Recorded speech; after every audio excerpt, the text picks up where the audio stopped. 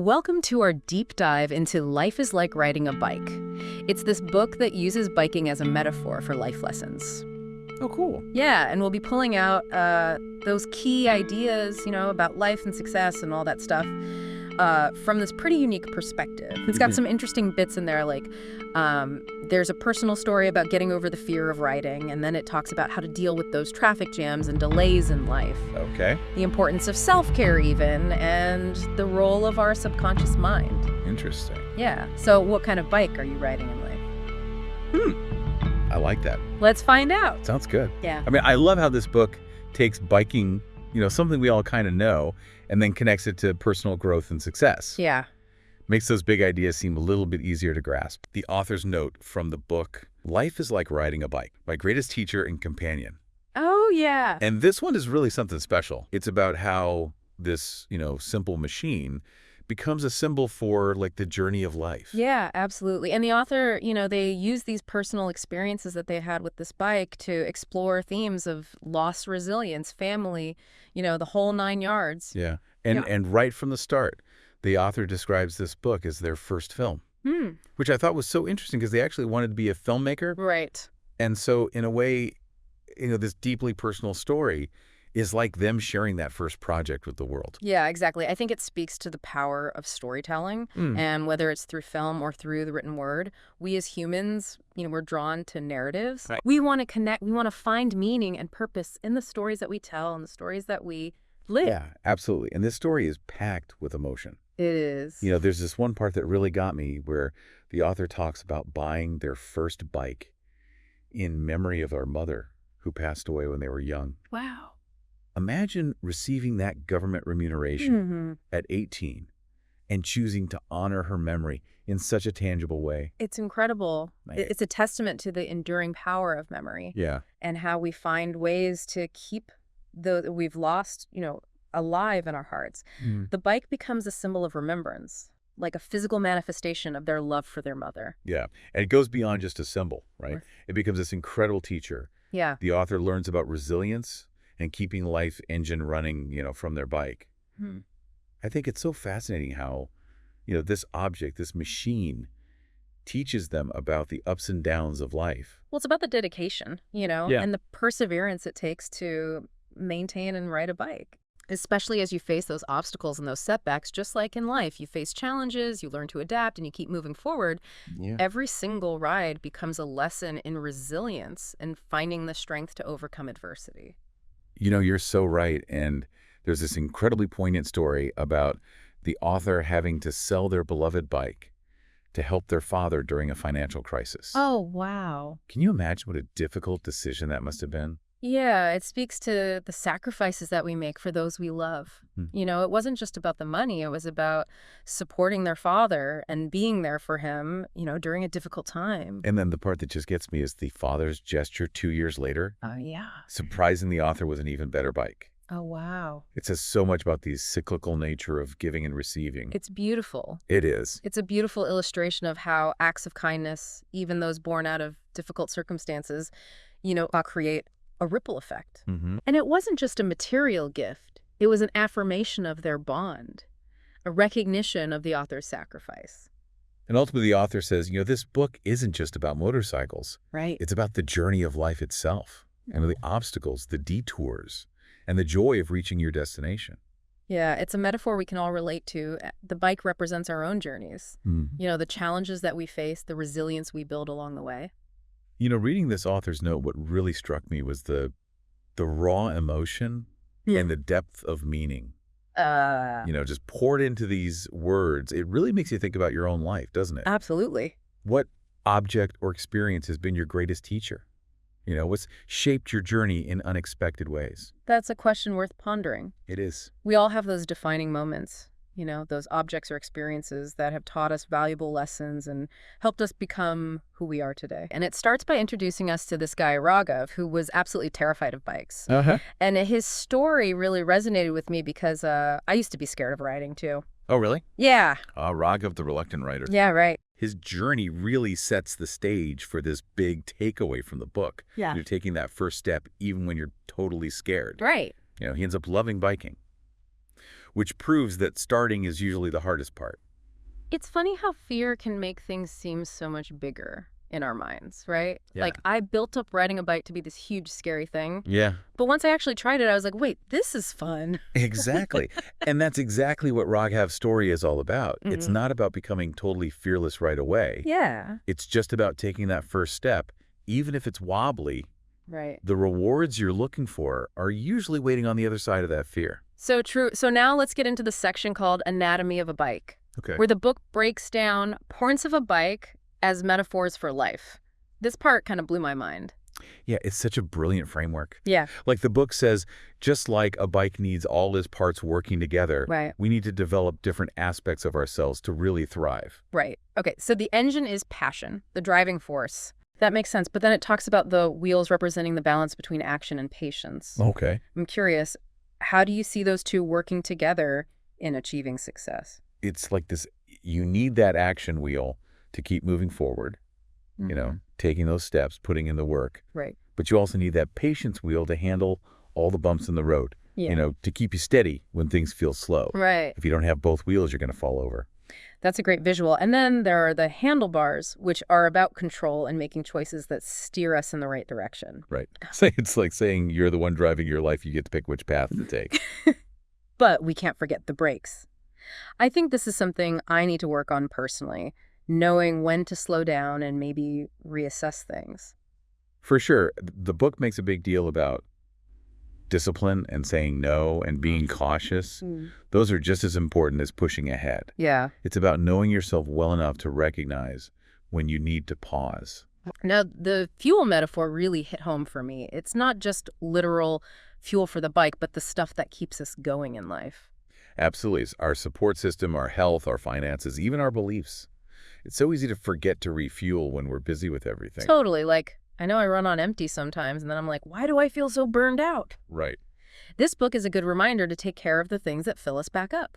Definitely. Now, the mirrors, I love this analogy. It's about learning from the past, glancing back to understand our choices, but not getting stuck there. Because dwelling on the past can totally stop us from moving forward. Exactly. We've all made mistakes, but we don't need to keep replaying them over and over. Exactly. It's about finding that balance, acknowledging the past, learning from it, and then focusing on what's ahead. The book uses Virat Kohli as an example to illustrate this whole anatomy of a bike thing. Can you break down specifically how he embodies these elements? Sure, take his passion for cricket. That's his engine, the thing that drives him. But it's not just passion. It's the choices he makes that match that passion.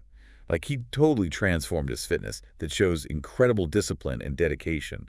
It's like fueling his engine with premium gas. It's crazy how he turned his fitness around. Right. That must have taken so much willpower and consistency. And then there's the patience he showed waiting for his chance to lead the Indian team. Oh, yeah. He didn't let setbacks or disappointments stop him. That's that patience wheel we were talking about. And remember that time he got backlash for a controversial call during a match? He didn't hide from it. He owned his mistake, learned from it, and came back stronger. Right? That's using those mirrors the right way. Exactly. Kohli shows us that understanding these different parts of ourselves is key to reaching our goals. Yeah. It's like fine-tuning your bike to get the best performance. Speaking of roadblocks, let's talk about those traffic jams and delays we all face. Feels like life throws a lot of those at us. Yeah, for sure. Traffic jams are such a good analogy for those times when we just feel stuck. Totally. And it's so easy to let impatience take over in those moments. I know I've made some bad decisions when I felt like I was falling behind. Have you ever felt that pressure to speed up in life? Oh, yeah. We all have. I think the book makes this really good point. Reacting impulsively when we're stuck can actually lead to even bigger setbacks. It's like that reckless driver weaving through traffic, honking their horn. Right. It's not a good look, and it rarely ends well.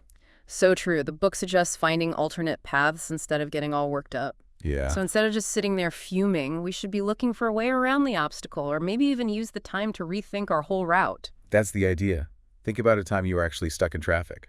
Right. What did you do? Maybe you found a side street, called a friend, or just took some deep breaths to calm down. Right. Those same strategies can apply to life's metaphorical traffic jams, too. That's a great way to reframe it. Now, the book talks about how we sometimes create our own traffic jams by letting fear hold us back. I know fear has definitely been a roadblock for me. Yeah, the book talks about these different types of fear we all have. Fear of the unknown, fear of failure, fear of judgment. It's like each fear puts up a roadblock stopping us from moving forward. And the book suggests preparation and confidence are key to overcoming fear.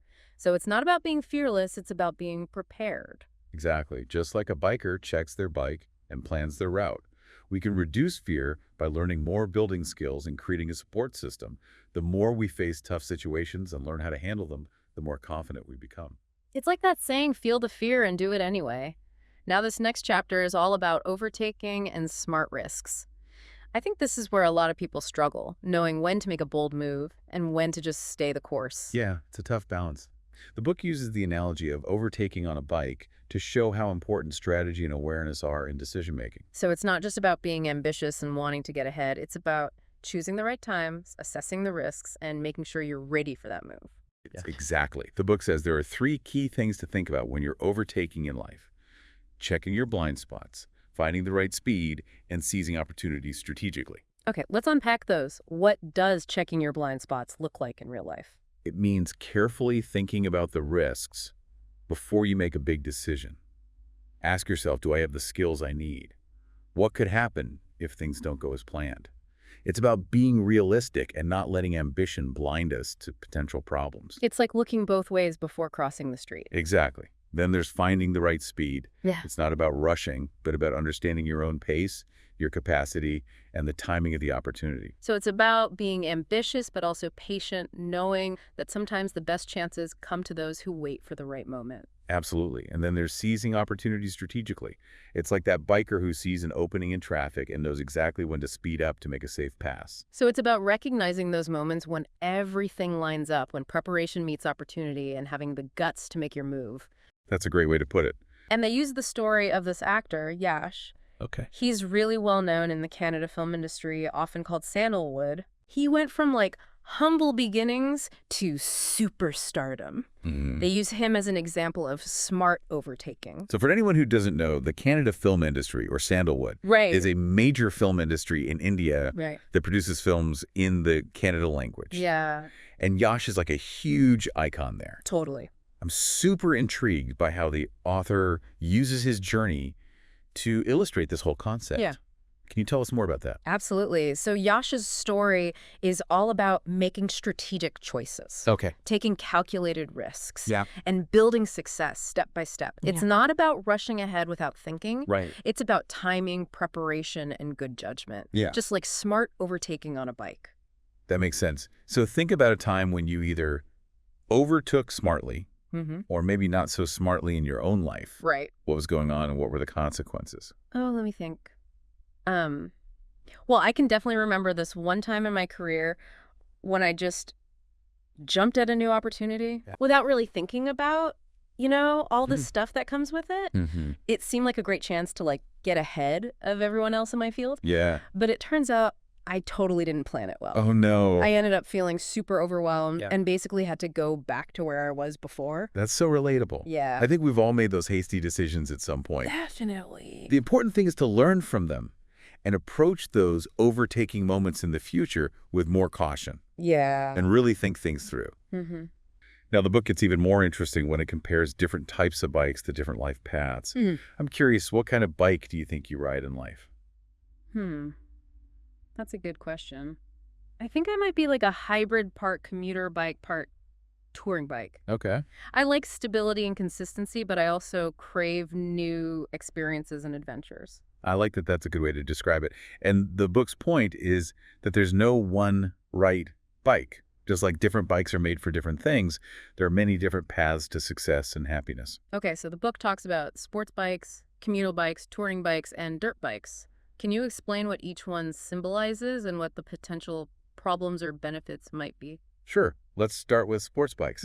They're for those people who are driven by speed and ambition, the ones who want to achieve big things fast. That sounds exciting, but I guess the downside could be burnout or cutting corners? Exactly. It's easy to get caught up in the need for speed and miss out on the scenery or make reckless decisions. Right. What about commuter bikes? Those are all about practicality and dependability. Right. They may not be the flashiest, but they're steady and reliable in life.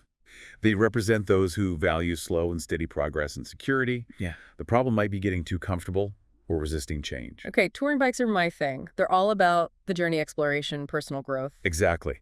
But the challenge for those folks might be staying focused or finding a balance between exploring and committing sometimes too many detours can stop you from reaching your destination.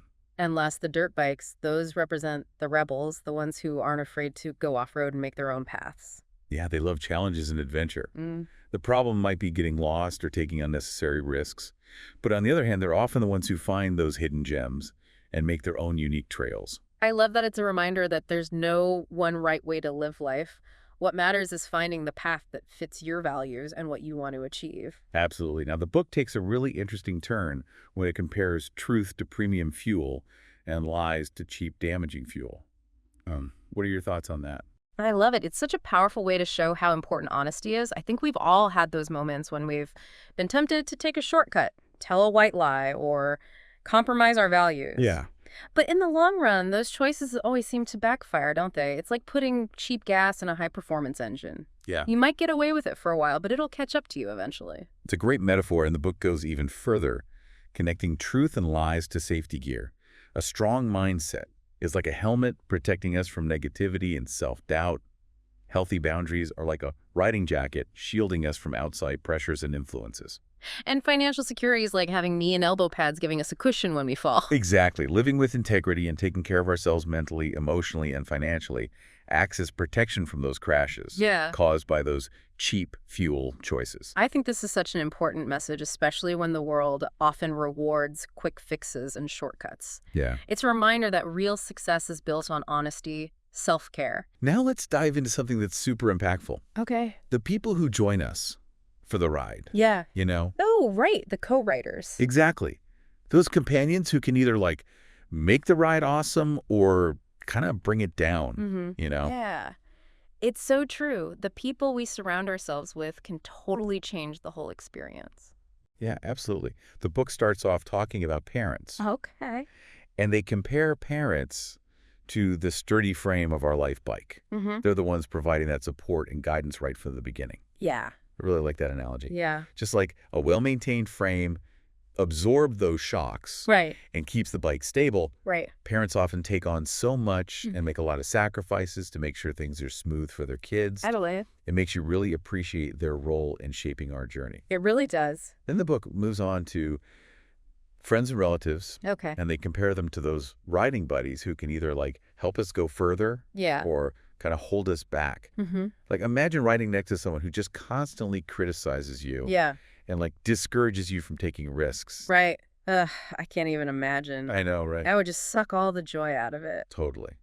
It makes me think about those times when I've felt like I had to do what other people expected instead of following my own path. Right. Have you ever experienced that? Oh, yeah, definitely. It's easy to get caught up in what other people think we should be doing or achieving. Right. The book really emphasizes how important it is to figure out who is genuinely there for us and who's maybe just riding with us for their own reasons. Right. It's about surrounding ourselves with those people who inspire us to be our best. That's so crucial. And sometimes it's not just about who we ride with, but also about when to trust our own instincts. Right. The author makes this great point that not every honk is a warning. Sometimes we got to like tune out all the noise and follow our own inner compass. Definitely. So speaking of navigating relationships, the book has a whole section on romantic partners. Okay. And they compare them to those special co-riders who share the journey in a much more like intimate way. Yeah. Compatibility in a relationship is definitely about finding someone who's going at your pace, understands your goals, and is ready to tackle both the smooth parts and the bumpy parts of the road together. Totally. And just like clear communication is crucial when you're riding with someone. Yeah. It's also essential in a relationship. Right. It's about being in sync with each other, understanding each other's needs, and making those big decisions together. Totally. And the author doesn't sugarcoat things either. Yeah. They acknowledge that not every relationship is meant to last. Right. Sometimes we run into those people who just try to take advantage of us. Yeah. The book calls them users. Okay. And compares them to people who like borrow your bike and then return it all messed up. Oh, yeah. With no regard for what they did. Right. It's a really powerful analogy for those people who take more than they give and leave a trail of negativity behind them. Yeah. It's about learning to spot those red flags early on Right. and setting healthy boundaries so we don't get used. Definitely. The book shifts focus to visionaries and dreamers, Okay. those people who ride with a purpose Right. and leave a lasting mark on the world. Mm-hmm. And the author takes inspiration from these filmmakers that they admire. Okay. Upendra, Christopher Nolan, and Prashant Neel. Interesting. Each of these directors is known for their own unique style Yeah. and the way they've influenced cinema. Right. So for those who might not be familiar with these filmmakers, let's break down why the author chose them. Okay, cool. So Upendra is known for his unconventional and experimental approach to filmmaking. Yeah. He often challenges those societal norms Mm-hmm.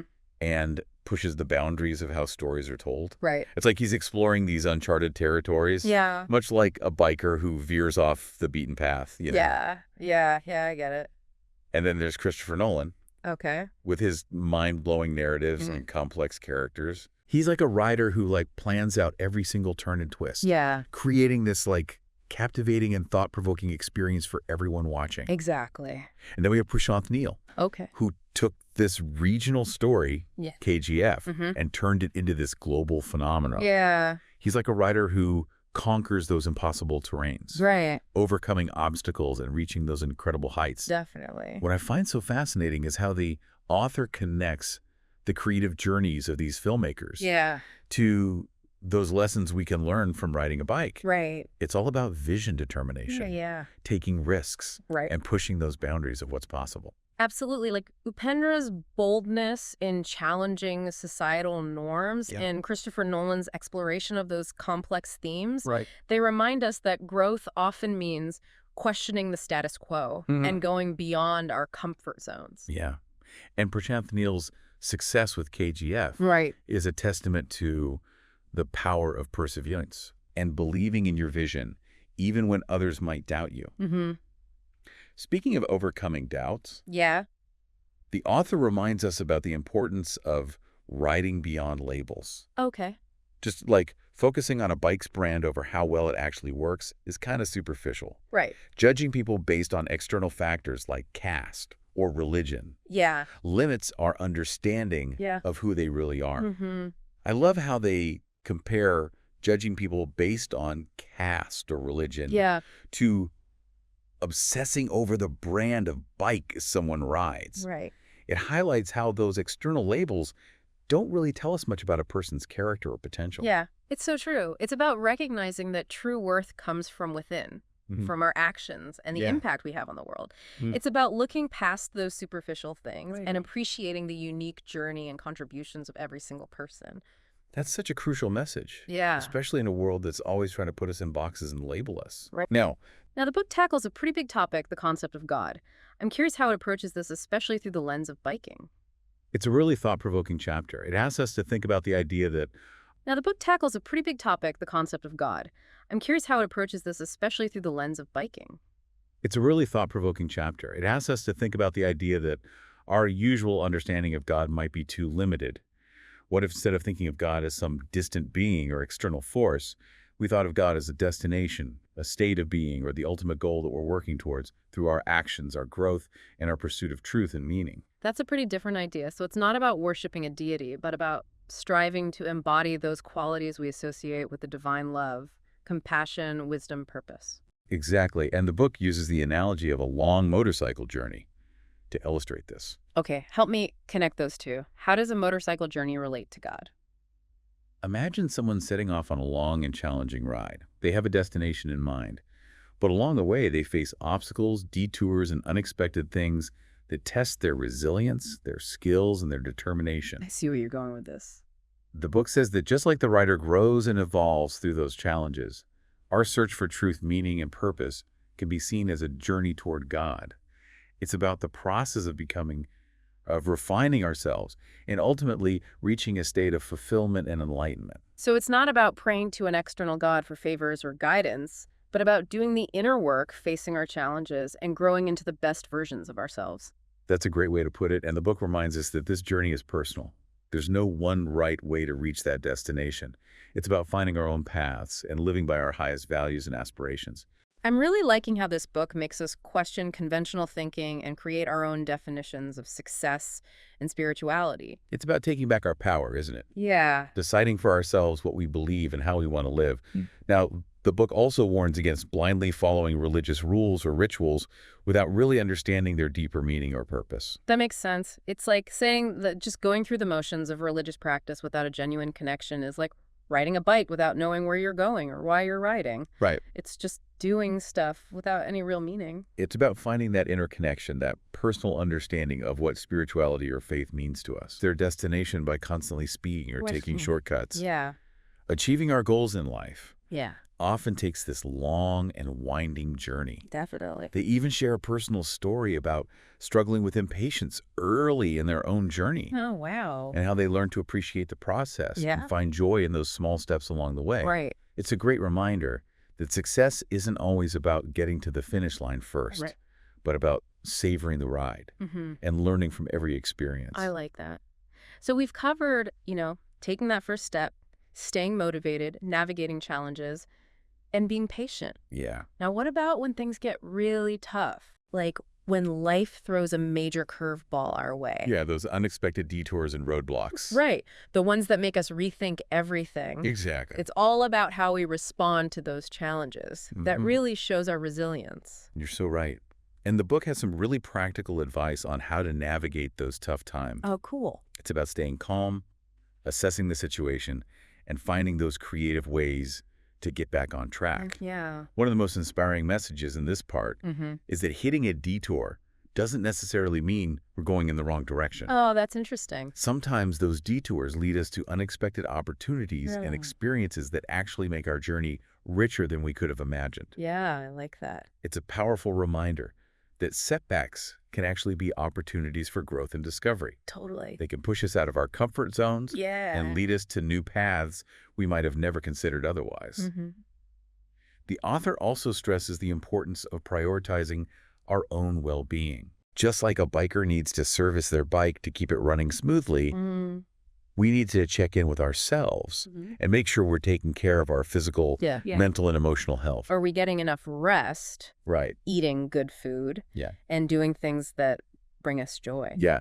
It's about being aware of our needs and making choices that support our well-being. Definitely. You know, one of the things that really resonated with me was the author's take on facing negativity and criticism, Okay. especially from those closest to us. There's a chapter called The Road to Growth that addresses those tough moments when we face resistance from our family or friends Right. who might not fully get or support our dreams. Right. Sometimes it feels like the people who should be cheering us on Yeah. are the ones trying to hold us back. I know exactly what you mean. Yeah. The author compares it to riding next to someone who's always criticizing you and trying to slow you down. Right.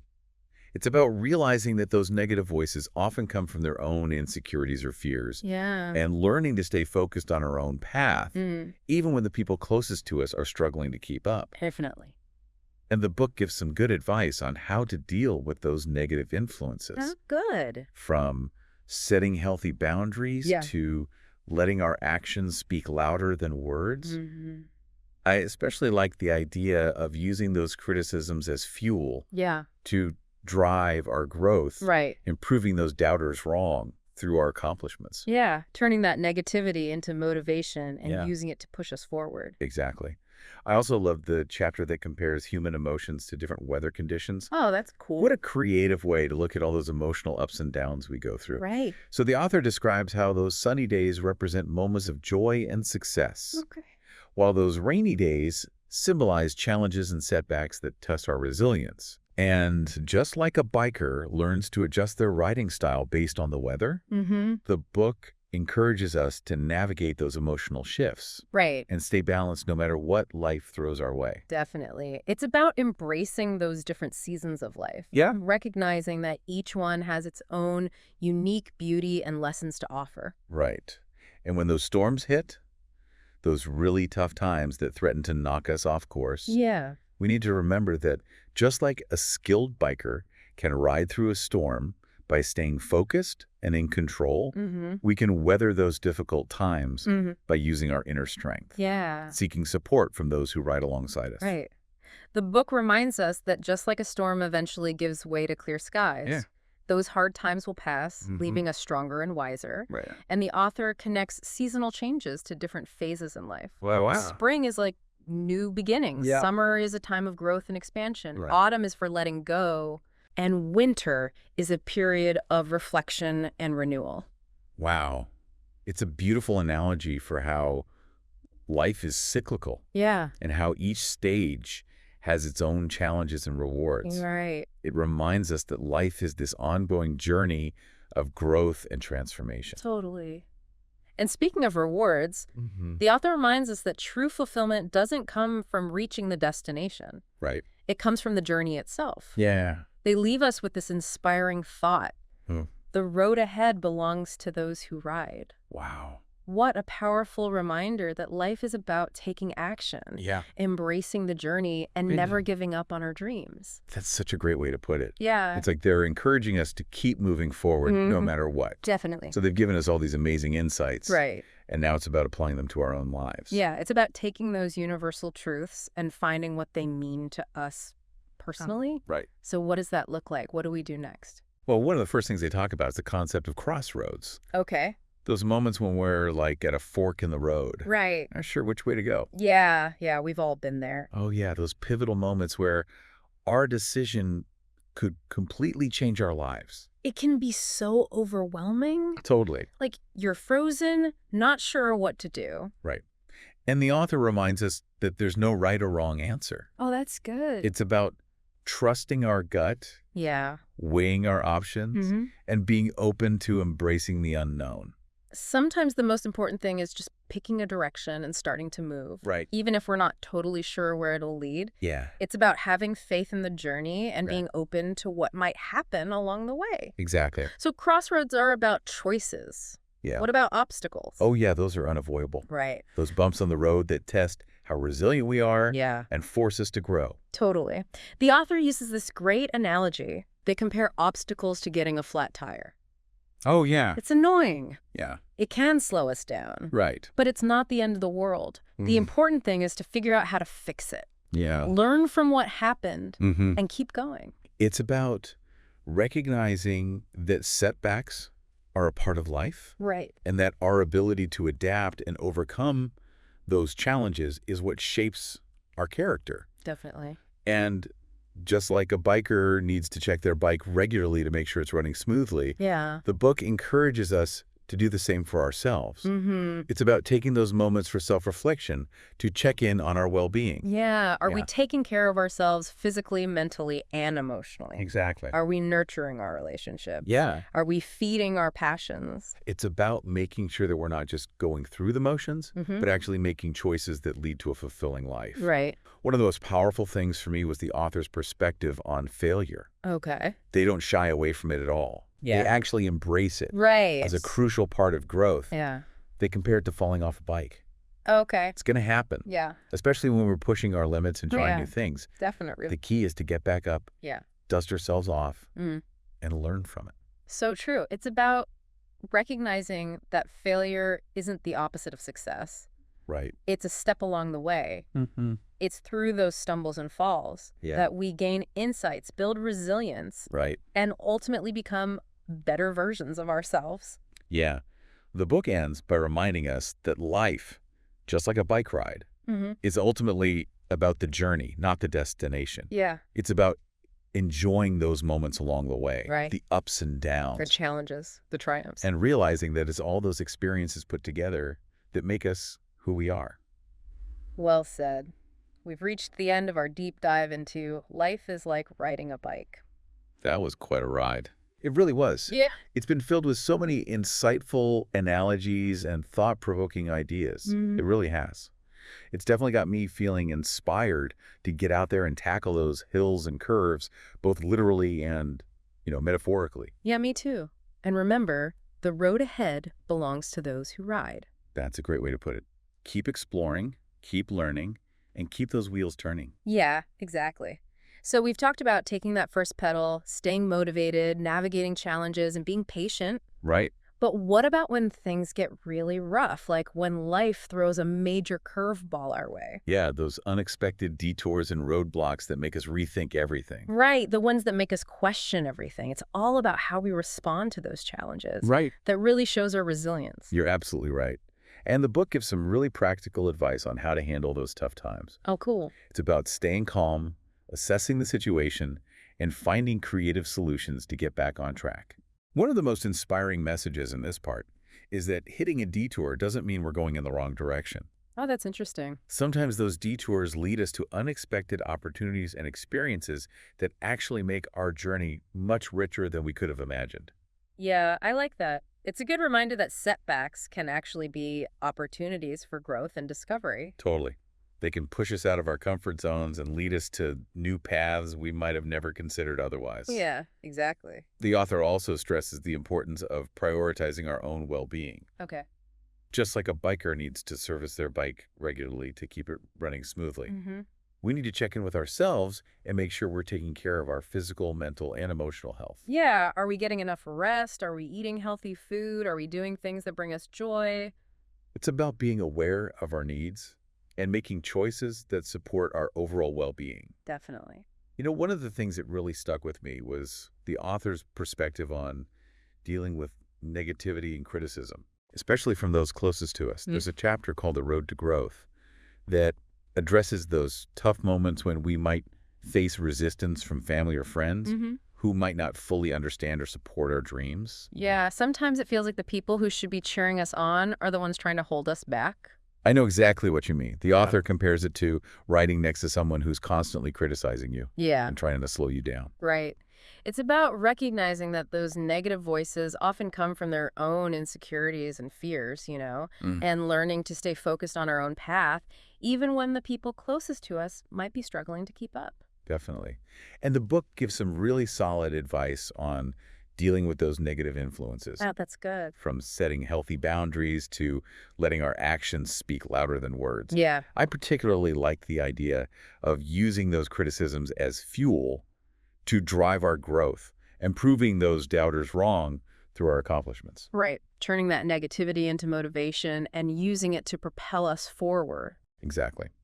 I also really like the chapter that compares human emotions to different kinds of weather. Oh, that's a cool idea. It's like a creative way to look at those emotional ups and downs we all experience. Yeah, for sure. The author describes how those sunny days represent moments of joy and success, Okay. while those rainy days symbolize challenges and setbacks that really test our resilience. Right. And just like a biker learns to adjust their riding style based on the weather, Right. the book encourages us to navigate those emotional shifts and stay balanced no matter what life throws our way. Definitely. It's about embracing those different seasons of life. Yeah. And recognizing that each one has its own beauty and lessons to teach us. And when those storms hit, those really tough times that threaten to completely knock us off course, Yeah.